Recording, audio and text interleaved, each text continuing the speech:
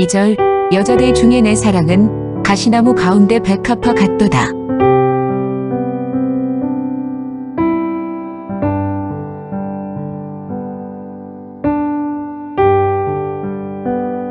14절 바위 틈 낭떠러지 은밀한 곳에 있는 나의 비둘기야, 내가 내 얼굴을 보게 하라. 내 소리를 듣게 하라.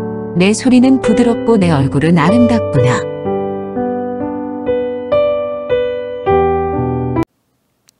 아가스는 솔로몬과 술람 여인 간의 그 사랑의 노래라 하는 것을 우리가 생각을 했었고, 솔로몬과 술람이는 같은 이름이다. 평화로라고 하는 단어, 남성 명사는 솔로몬이고 여성 명사는 술람입니다. 같은 이름, 그래서 같은 의미를 가진 이름. 이 솔로몬과 술람의 사랑의 관계는 예수 그리스도와 오늘 우리가 사랑의 관계라는 것을 노래하고 있는 아주 예표론적으로 그러한 노래입니다. 그래서 솔로몬과 술람과의 그 관계 속에서 오늘 우리가 기억해야 될 것은, 나는 예수 그리스도와 얼마나 어떤 사랑의 관계를 잘 유지하고 있는가, 이런 부분들을 우리가 계속 생각을 해야 됩니다. 1장에서는 왕이 술람 여인을 찾아오는, 그래서 첫 번째 만남의 이야기였고, 그리고 이제 2장에서는 이제 만나고 그 사랑이 시작이 되는 단계, 사랑의 시작 단계는 아직도 완성이 아니라는 것이죠. 그래서 아직은 성숙하지 못한 사랑하기는 하지만 아직도 뭔가 문제가 있는 그런 상황들, 이런 것들을 우리가 살펴볼 수가 있습니다. 우리가 예수를 사랑한다고는 하지만 진짜 주님과의 완전한 합의를 이루지 못하고, 뭔가 한 주님 입술로 사랑합니다 고백을 해놓고도 여전히 우리의 삶은 여전히 아직 땅에 있는 것들을 더 좋아할 수도 있고, 이 땅에 있는 것들을 더 의지하는 그런 생활을 살 때가 있습니다. 그래서 우리가 주님을 사랑하는 이 사랑이 완성된 사랑이 되기까지 어떤 단계를 거치느냐 하는 것을 살펴볼 수가 있는데, 이제 오늘 우리가 했던 2장에 와서는 1장에서는 그 왕에 찾아오고 만나서 이제 사랑이 이제 느껴지기 시작하는 그런 단계고, 그래서 1절에 나는 사론에 수선하여 골짜기에 백합화로다. 이제 자기 자신에 대한, 술람 여자가 자기 자신에 대한 확신을 가집니다. 나는 누구냐? 나는 사론에 수선하여 골짜기에 백합화로다. 주님의 사랑을 알고 있는 사람은 자기 자신의 정체성에 대하여서 분명히 확신 있는 그런 삶을 가질 수가 있습니다. 그러니까 바로 응답이 2절 여자들 중에 내 사랑은 가시나무 가운데 백합화 같도다.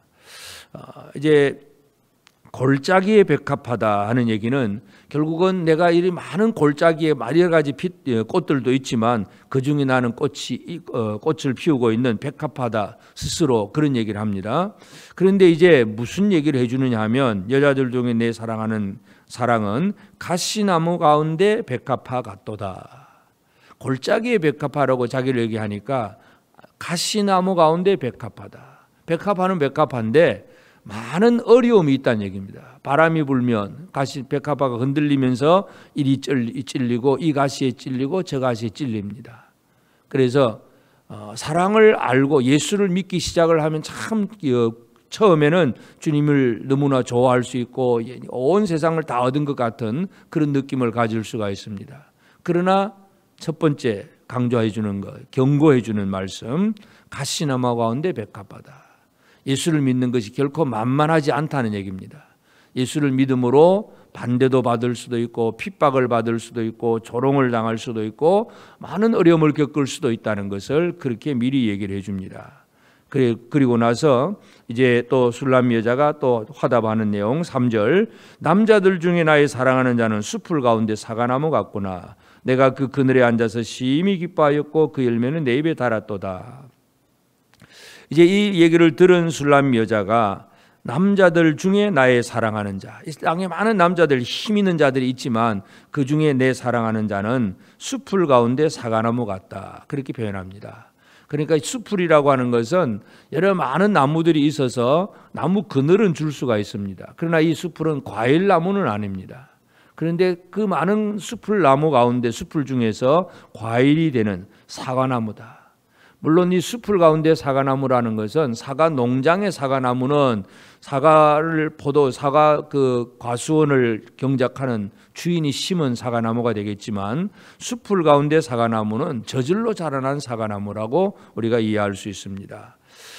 예수 그리스도는 누군가 사람이 만들어 놓은 존재가 아니라 하나님이 보내신 자로서 숲풀 가운데 사과나무 같은 그런 존재라는 것을 분명히 보여줍니다. 사람이 심지 않은, 사람이 가꾸지 않은 그 나무, 하나님이 보내신 자 예수 그리스도. 그래서 숲풀 가운데 사과나무 같고, 내가 그 그늘에 앉아서, 다른 그늘이 아니고 다른 숲풀 그늘이 아니라 바로 그 그늘에 앉았다.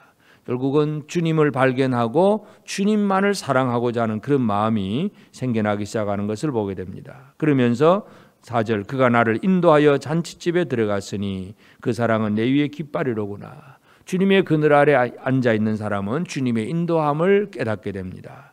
그래서 그 인도하여서 잔치집이라고 하는 것은 기쁨입니다. 잔치집에는 슬픔이 없습니다. 기쁨이 충만한 것. 주의 인도하심을 받으면 기쁨으로 충만한 생활을 살아갈 수가 있습니다. 우리가 믿음으로 살 때에 바로 이 잔치집에 들어가고, 그 사랑은 내 위에 깃발이로구나. 내 위에 깃발이라고 하는 그 단어, 깃발이라고 하는 단어는 덮어준다 하는 그런 의미를 가지고 있습니다. 그래서 주의 그 잔치집에 들어가서 그 사랑으로 덮어주는 그 은혜를 누리게 되고, 그리고 그 안에서 힘을 얻습니다. 평안함을 얻게 되고, 5절에도 너희는 금포도로 내 힘을 돋고 사과로 나를 시원하게 하라. 내가 사랑함으로 병이 생겼습니다. 사랑함으로 병이 생길 정도로 이 첫 번째 주님과의 그 만남, 왕을 만남에 큰 기쁨을 가지고 있는 것을 보게 되고, 그리고 그가 왼팔로 내 머리를 고이고 오른팔로 나를 안는구나. 안아주는, 포옹해주는, 바로 그 안에 평안함을 누리는 생활입니다. 예수 그리스도를 제대로 만나면 두려움과 염려와 근심이 없습니다. 평안함만이 있습니다.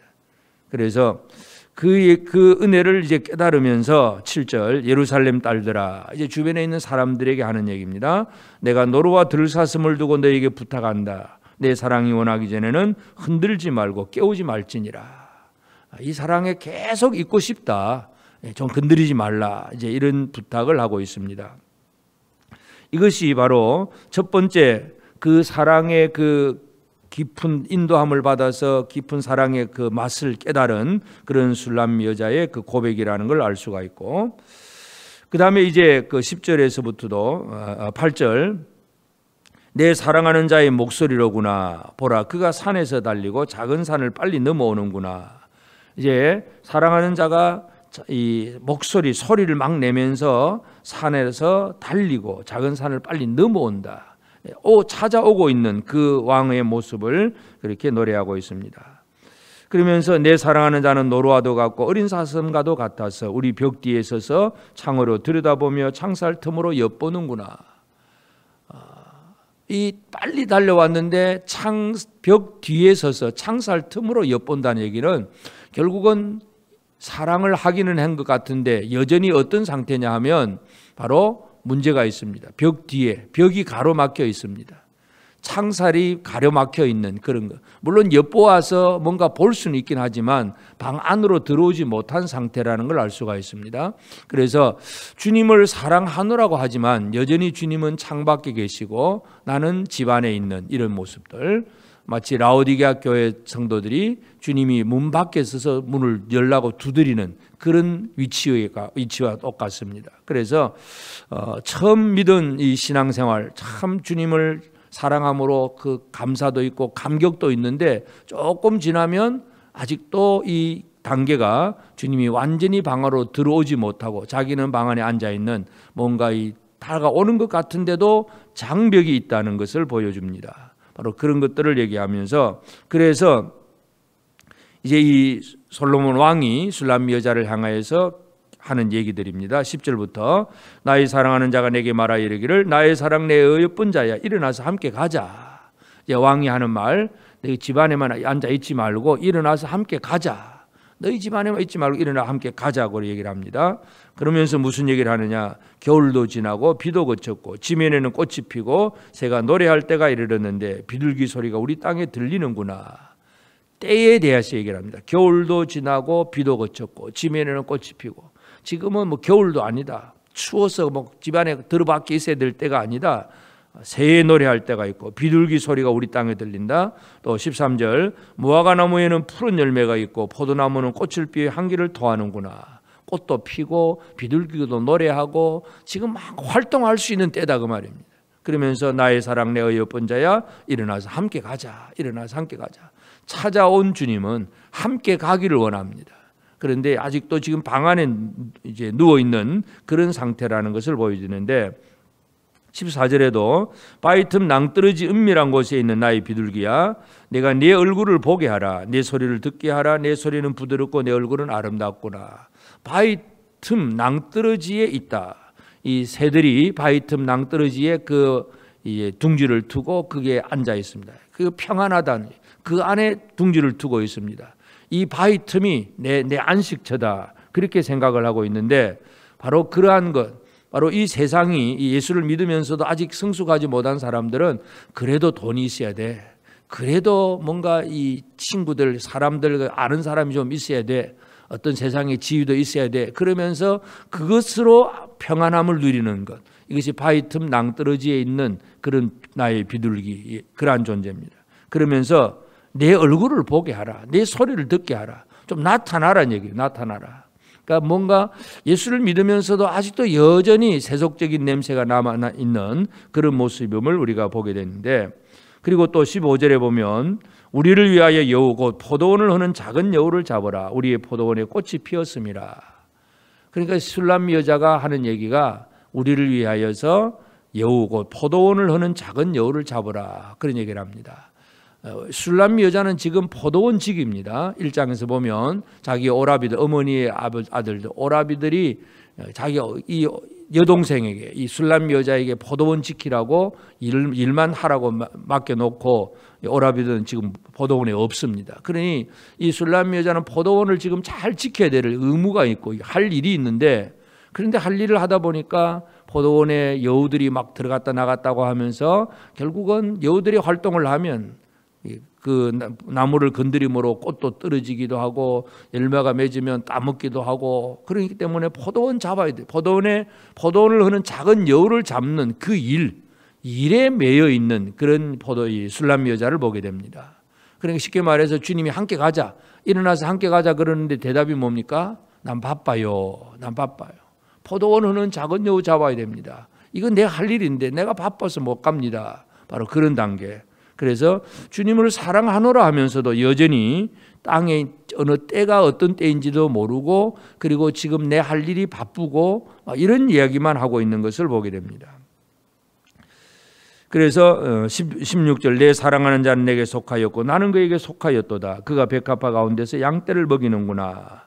이제 그런 포도원을 흐는 작은 여우를 잡으라 해놓고 그 다음에 깨닫는 단어가 바로 그것입니다. 그래도 나는 주님 안에 속하고 주님은 내 안에 있다는 그 사실을 분명히 깨닫고, 그리고 17절 내 사랑하는 자야 날이 저물고 그림자가 사라지기 전에 돌아와서 베델의 산의 노루와 어린 사슴 같을지라. 그래서 이 날이 저물고 그림자가 사라지기 전에 돌아와서 함께 있기를 바라는 그 마음을 표현하고 있습니다. 하여튼 오늘 우리가 아가서 2장을 보면 믿음을 가진 것 같은데 아직도 불완전한, 미성숙한, 아직도 믿음이 어린 완전한 사랑의 단계로 들어가지 못한 그런 모습들을 보게 됩니다. 그래서 오늘 우리가 이 아침에 이 아가서 2장을 통해서 내 믿음은 얼마나 성숙한 믿음인가를 한번 살펴볼 필요가 있겠습니다.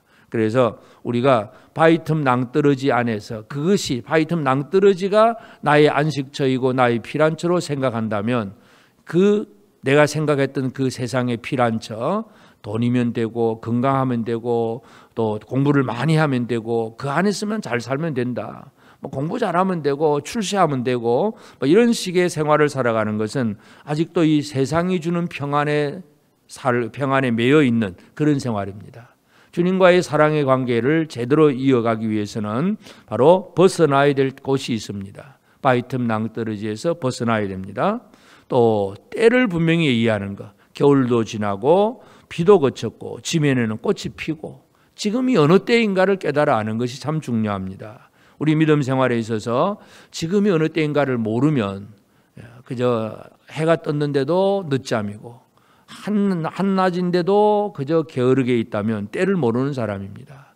그래서 고린도후서 6장 2절에 보면 보라 지금은 은혜 받을 만한 때요 보라 지금은 구원의 날이로다. 지금은 은혜 받을 만한 때다. 바로 그 얘기를 계속하고 있습니다. 그래서 이 때를 모르는 고린도 교회 뭐가 옳으니 그르니 뭐 사도 바울이 사도권이 있느니 없느니 막 그런 얘기만 하고 있는데 진짜 중요한 게 뭐냐? 지금은 은혜 받을 만한 때예요. 은혜. 지금은 구원의 날이고 하나님 앞에 은혜 받는 것이 중요하다는 거 바울은 그런 얘기를 합니다. 그래서 때를 아느냐 모르느냐 이것도 오늘 우리의 삶에 있어서 참 소중한 부분입니다. 그래서 그저 나는 포도원을 허는 여우를 잡으라 그런 것처럼 또 내 일이 바빠가지고 내가 힘들고 바쁘니까 내가 지금 급하니까 주님은 나중에 만납시다 이런 식의 생활이 되면 이것도 큰 문제라는 것을 알 수가 있습니다.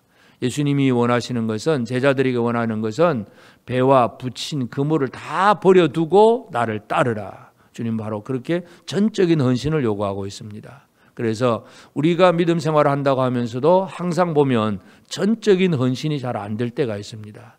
주님을 사랑하기는 합니다. 믿는다고 고백은 합니다. 그러면서도 전적인 헌신으로 들어가지 못하는 경우들, 이것이 바로 성숙하지 못한 이 아가서 2장의 단계라는 걸 우리가 이해할 수 있습니다. 그래서 오늘 이 아침 우리가 이것을 바라보면서 내 믿음은 얼마나 성숙한 믿음이 되어서 주님과 진짜 깊은 한 몸이 된 이루어진 이 결혼의 단계까지 이르렀는가 다시 한번 기억하면서 우리가 아직도 말로는 주님을 사랑하고 어떤 때는 또 은혜도 맛보기도 하고 감격하기도 하고 기뻐하기도 하면서도 여전히 다른 것에 매어져 있는가, 아니면 진짜 주님만을 사랑하고 있는가, 우리 이 시간 이 문제를 가지고 기도하면서 내가 좀 더 주님을 사랑하기를 원합니다. 주님만을 바라보고 주님만으로 만족하는, 그리고 주님을 함께하는 그 주님과 함께하는 그 일이 가장 최선의 일임을 기억하면서 주의 놀라운 은혜를 체험할 수 있는, 그리고 날마다 주의 사랑을 누리고 그 사랑 가운데서 위로와 기쁨을 누리는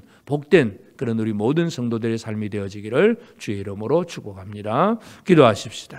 이제 오늘 받은 말씀으로 함께 기도하겠습니다.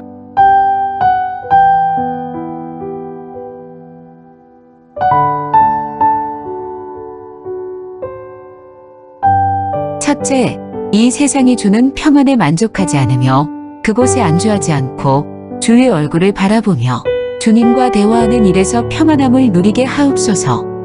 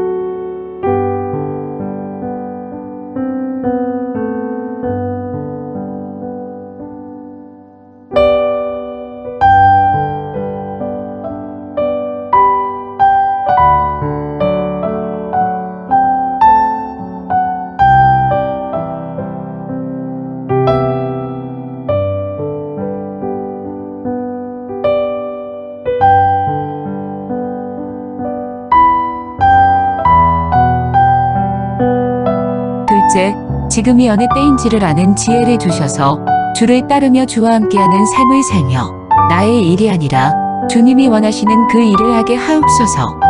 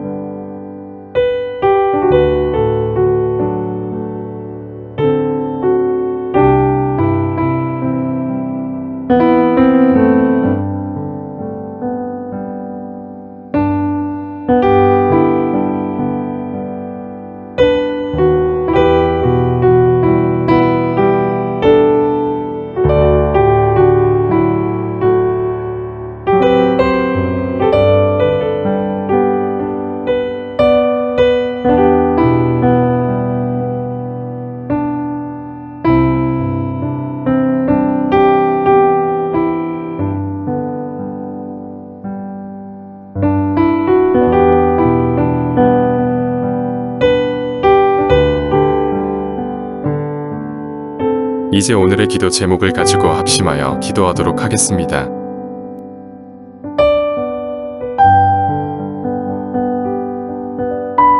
첫 번째, 하나님, 편안하고 좋을 때만 사랑하는 것이 아니라 어렵고 힘들 때에도 사랑으로 나아가는 삶이 되게 하소서.